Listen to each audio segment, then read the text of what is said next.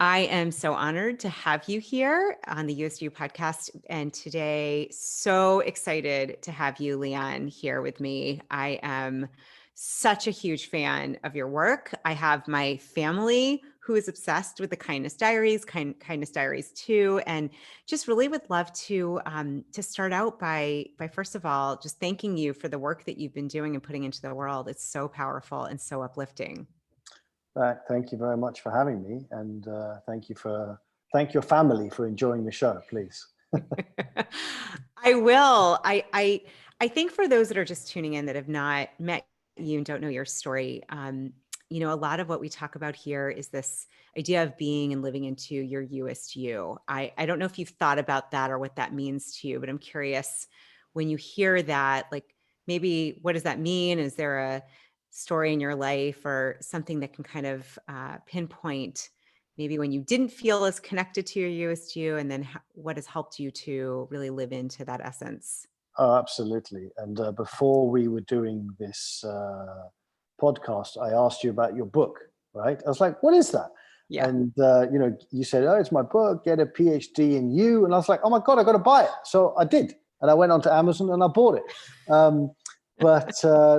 Because Yeah. it speaks to me, right?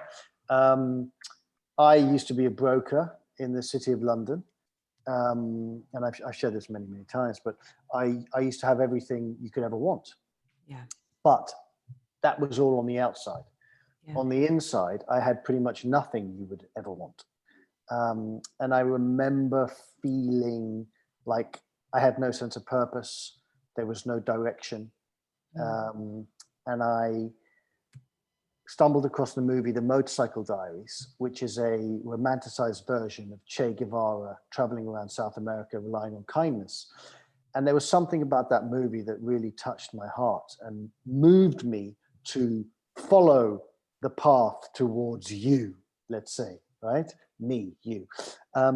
And that's really where it all started. So it was definitely an important piece of the puzzle, is to find the authentic you.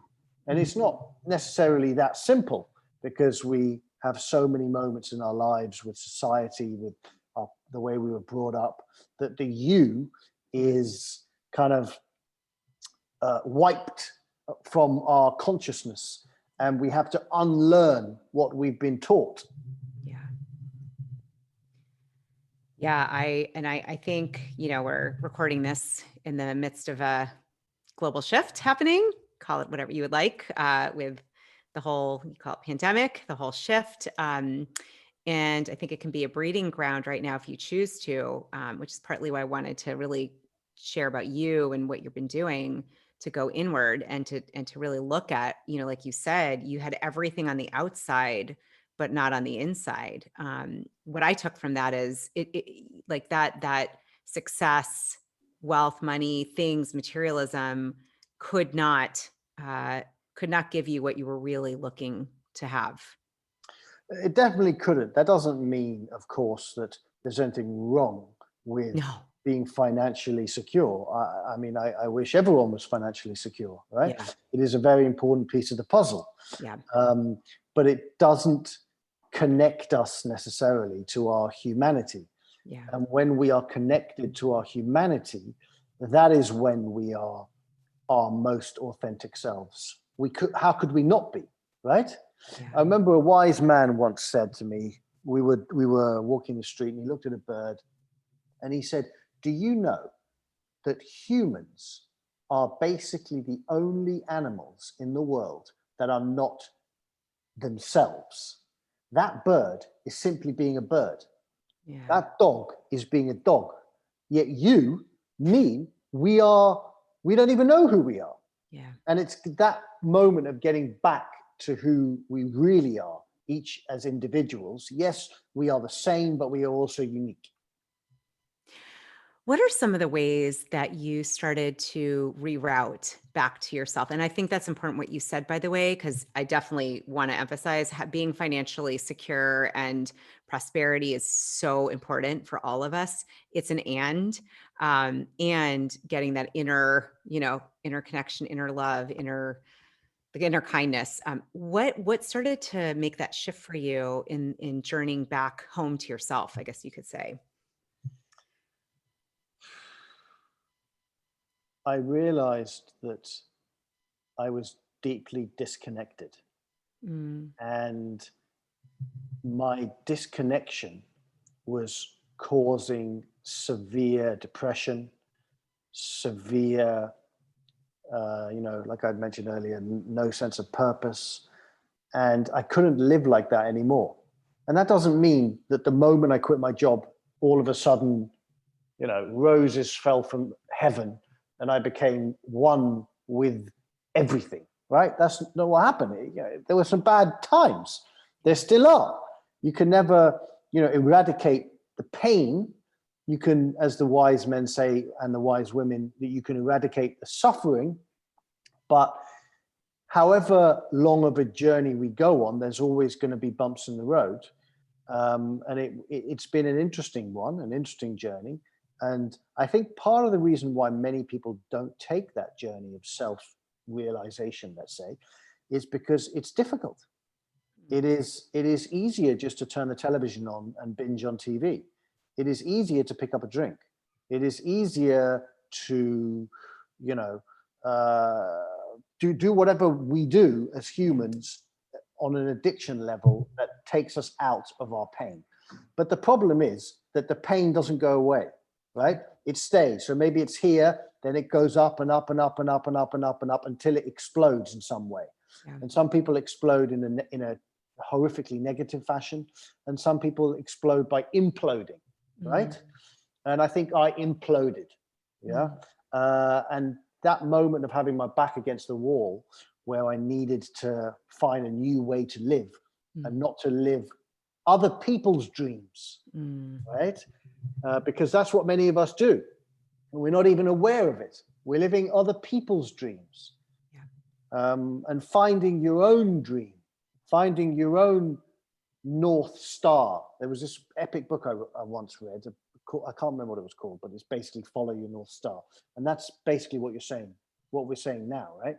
And I'm sure it's what your book is about. It's about, because your North Star isn't out there, it's in here. Right. Right?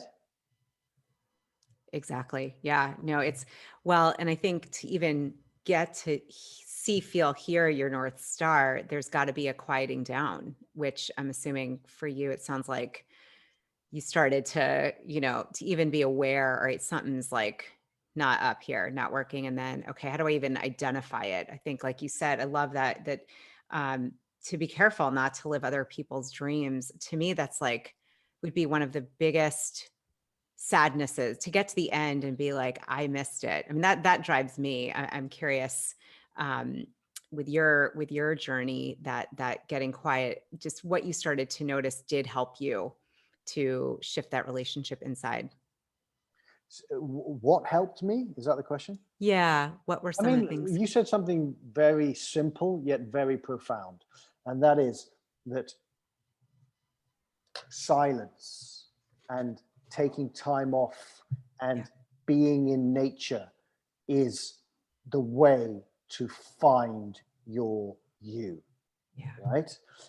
And the problem for many of us is that we can't do that. Right.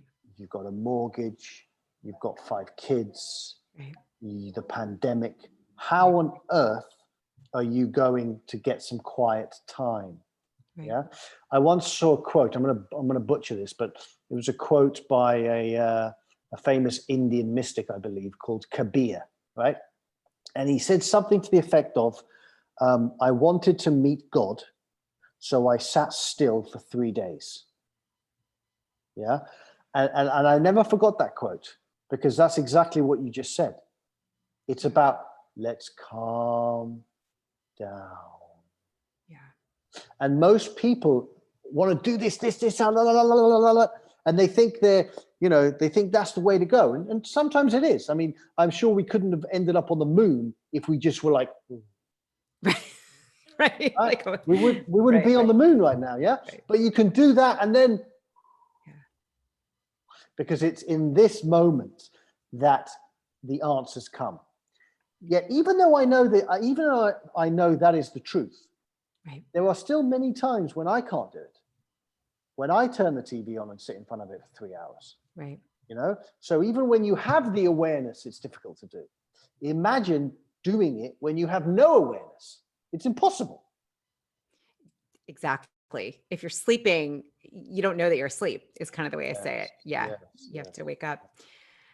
I would love to. So most recently watching the Kindness Diaries with Kindness 2. Just if we can for a moment focus on, or either of the shows you did, but the premise behind it, maybe tell us a little bit behind the scenes, getting that together, I mean, that bug, I'm like, she is something special. Like I watch, my son and I, we're the ones who are like glued. We're like, is she going to make it? And, there were times, it's funny just to say this really quickly, but you would pause and get still. And it felt like she was responding to your energy and she would start up again. I think you guys were in near Machu Picchu, maybe. It was in, I want to say, we were in Argentina. In Argentina. Yeah. Okay. And there was another time in Ecuador. We were like, is it going to, okay, we know it's going to end okay, because I know I'm going to talk to you and you're okay. But I was like, what happens? And the stillness seemed to help her too. It's really funny. Yeah. Stillness is such an important piece of the human puzzle, which most of us have just completely forgotten about. Yeah. Oh, yeah. That's why I'm wearing, you can't see it. It says be kind. Oh, be well, still. I'll show you. It says just be. Oh, be. Yeah. The first thing I did in my business was make these t-shirts for myself. Yeah. Be kind, though, I know is also the motto, the premise. Just tell us a little bit about the making of the Kindness Diaries and going from, banker, that experience, broker, to how did you become a producer? So I when I quit my job, I had a friend who was in the TV industry, and I said to him, I want to hitchhike across America, relying on the kindness of strangers. And he's like, okay. And I said, can we film it? He's like, yeah, sure. So we got a ragtag crew. We filmed the whole thing. People said to me, you're never going to sell it. I was like, okay, maybe you're right, but I'm going to keep going until I do. And we ended up selling it to National Geographic, which was very fortunate. And from that moment on, I ended up moving to America and I set up a production company and we did a lot of things. We did travel shows. We did some crazy adventures with me where I got a vintage London taxi and I drove it across America. I drove from London to Mongolia, all this kind of craziness. And then came the idea for the Kindness Diaries. So by the time the Kindness Diaries had kind of begun, I knew how to kind of produce shows. And I'm curious, so you set out, for those that haven't watched it, and they must, because it is brilliant. It is, to me, I actually wrote an article I submitted about it being, I think, one of the best things you could watch during the pandemic. I do. I think this whole being kind and also being inspired by the kindness of people you didn't know. I was so moved. Oh gosh, the couple, the guy I forget his name, in Alaska. John. Yukon John. That's it. I was like bawling with that story. And then, part of the premise, so, starting in Anchorage in a VW bug, driving in snow, you see it where you're like, I was freezing for you, all to Argentina. Were you like, did you go through any fear or doubt or like, how the heck am I going to do this? Of course. Yeah. I have a little trick, and the trick is that I don't think too much about what I'm doing until I'm doing it and it's too late to back out. Okay. So, love that. So I arrived in Alaska with that car, and I was like, the PG-13 version was like, oh no, this is not good. But I had no choice. What was I going to do? Yeah. You have a crew, you have all this stuff, you're done. You've got to get to Argentina. It's over. And I remember it was absolutely freezing. It was like -30. It was snowing in the car. And I had a moment on maybe the first or second day when I thought to myself, why are you doing this to yourself? Why are you doing this to yourself again? What the hell is wrong with you? Like, stop it. I've had enough. And a voice that came into me said to me, Leon, you are doing this because people will watch the show and they will be inspired to be kind.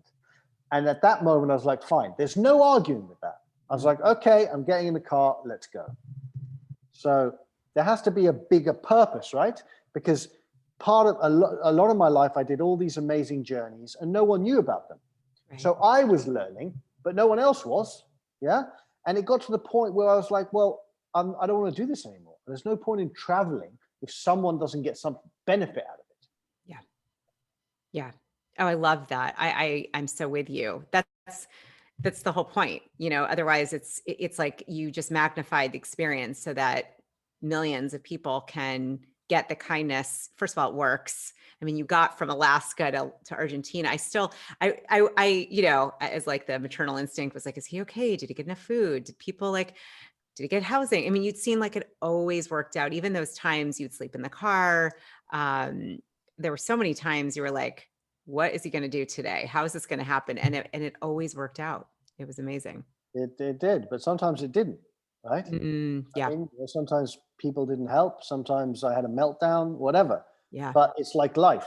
Bad things happen. Yeah. But as long as you keep going, good things will happen too. Hopefully. How do you take some of the lessons from this experience? What do you think we can learn from your, from the Kindness Diaries, and how can we apply that right now?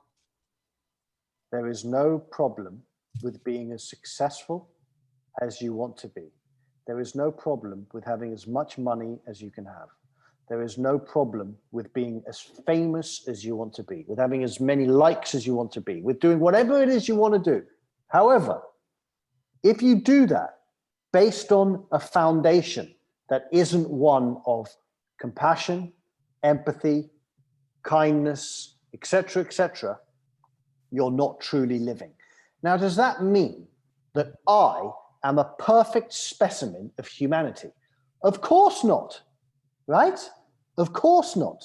I would never espouse that. I am not a perfect specimen of humanity. Just ask my partner. She will tell you, Leon, you are not a perfect specimen of humanity. She's right. But that doesn't mean that I don't try my best. And often I fail, but I try my best. I try my best. I get on the wagon again and again and again. A wagon that is filled to the best of my capacity with love, with compassion, with empathy. And when I fall off the wagon, I fell off the wagon. It's all right. I'll get back on it. Brilliant. I love that.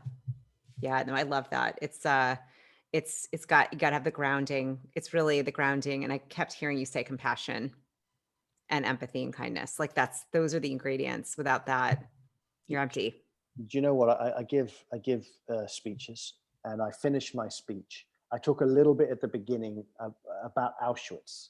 And I talk a little bit in the beginning about the killing fields and all the terrible things that happen in the world, right? Because this isn't Pollyannish. I'm not sitting here saying, oh, if you're kind, everything will work itself out. All the time, evil will disappear and love will flow through you. That doesn't, unless you're Gandhi or the Buddha, I don't think you're going to attain to that level. And in the speeches I share, what I say, as I say, some people ask me what the secret source of kindness is. And I tell the people listening to the speeches that the secret source of kindness is empathy. Is empathy. And when we live in a world with no empathy, Auschwitz happens. And that is a fact. Yeah. And I sometimes say, oh, Auschwitz, so far away from my reality. Really? Really? All right. Okay. Go outside and see what's happening in the world in places. Okay.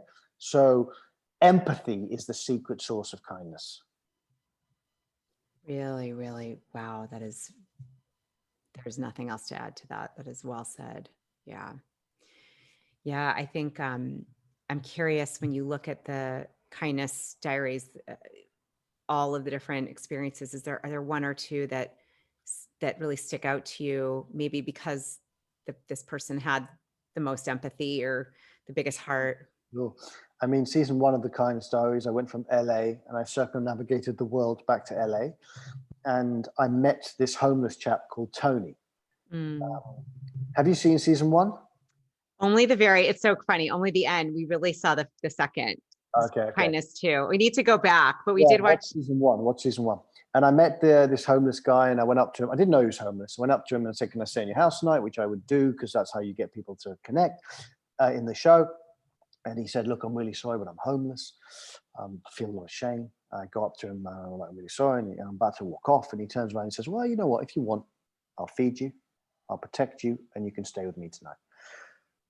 I was like, wow. I ended up staying the night with this man, and it was a beautiful moment, a beautiful experience. And he taught me that A, kindness is free, and B, that true wealth is not in our wallets, but it's in our hearts. Again, that doesn't mean give away all your money. Right. I'm not saying that. If you want to give it away, give it to me. What I'm saying is that the truest of wealth, Yeah. you understand this, I feel it, I sense it, is what happens in here. Yeah. That's the truest of wealth. Ooh, I feel like this one better get millions of listeners, because we could change the planet with this conversation. People really got that. I mean, I think those of you listening, I know this audience we attract such big-hearted, I call them big-hearted, high-achieving soul seekers. And I do. We need to go back and watch it. I didn't realize there was a 1. It's funny. I thought it was Kindness 2, like Yeah. 2, TOO. And then I realized if there's a 2, there should be a 1. And I realized, oh gosh. So season 1 is on Amazon Prime and season 2 is on Netflix. yes, I have both. And we're going to go to my son. We're going to go do it. What, I'm curious, just before we begin to wrap, when you think about, gosh, you've traveled the world, you've put yourself in situations where you've even had to be in a spot where your inner voice could come through and say, we're doing this to inspire others to be kind. I'm curious, like, what do you feel is your next soul's calling? And if you think about the legacy, that you're here to leave, your Youest you or meest me, what does that look like, Leon? Do you know what? To be completely honest with you, I'm in the process of trying to figure that out. Mm. I always wanted to travel. I always wanted to, to the best of my ability, help people. I wanted to do speeches. I wanted to write books, and a lot of that has happened. Yeah. And I don't fully know. That's why I was so happy when I saw the book, Get a PhD in You. I was like, that's it. That's the answer. Get a PhD in You. That's it. So the best kind of PhD there is. You don't even have to go to university for 4 years. Yeah. Right here. So it's an ongoing thing, to try and figure it out. Mm. And I think even when you figure it out, soon a new challenge comes and you've got to figure something new out. Yeah. Right? Yeah. What I love about that is A, the authenticity, and B, what it says to me is the evolution that you're living in, this evolving, I keep thinking of the lotus that keeps opening and opening. And sometimes there's mud and it comes from there, but that the not knowing, and truly, I think when we're in the moment and you're listening, which is what I'm getting from you, you don't have that figured out yet. It's sort of a co-creating perhaps at this point. Yes. And that voice is very, very important. And actually, it just said to me, it said, you should offer to do a Skype call with her son. So if you want to do a Skype call with your kids, do you have one kid? 2. Well, we'll do it with both of them. Okay, done. We'll just arrange it later. You just message me. Okay, that is so kind. Done. That is really strange, because what I heard is to do another call with you, but I didn't include my children, but that's even better. There you go. It's that listening. Another wise man told me, this happened to be a wise man. He said to me, yeah, most important thing is to listen to the voice. Mm. And that's what happens on the Kindness Diaries. I listen to the voice. Yeah. And sometimes when I come home and the chaos starts, I don't listen to the voice. Yeah. And that is when you've heard the voice and then you live your life not hearing the voice, Yeah. it becomes very painful. Yeah. So that's, some people, if they hear that, will think I'm insane, but those that get it won't. No, not those here. Let me tell you right now. Yeah. Yeah, we get you. I really, I can't even tell you how much I'm vibing and get that. And I think it's because we know when it feels so aligned in that truth of that full bodied mind soul, it's like a yes, or I feel or I hear that. And when I know this for me and what I'm hearing with you, when you don't follow that or listen or make the time, I know for me, it ends up, it's very frustrating and it feels almost like there's a disconnect. Yeah, absolutely. Yeah. And it's painful. Yeah. Yeah. Yeah. So the last thing I'll say, this is so beautiful. I'm like, I never want to end conversations, but especially this one, I'm like, this is just fantastic. No, really, like so much wisdom here. I just, what I say is at the end, if there's any heart flares, like a heart flare is when your heart is like, I just need to say, like your heart's like, this is your voice, right? Like, I just need to say this to those that are listening. So I always like to ask if you have a heart flare that you want to I would say share. the heart flare is that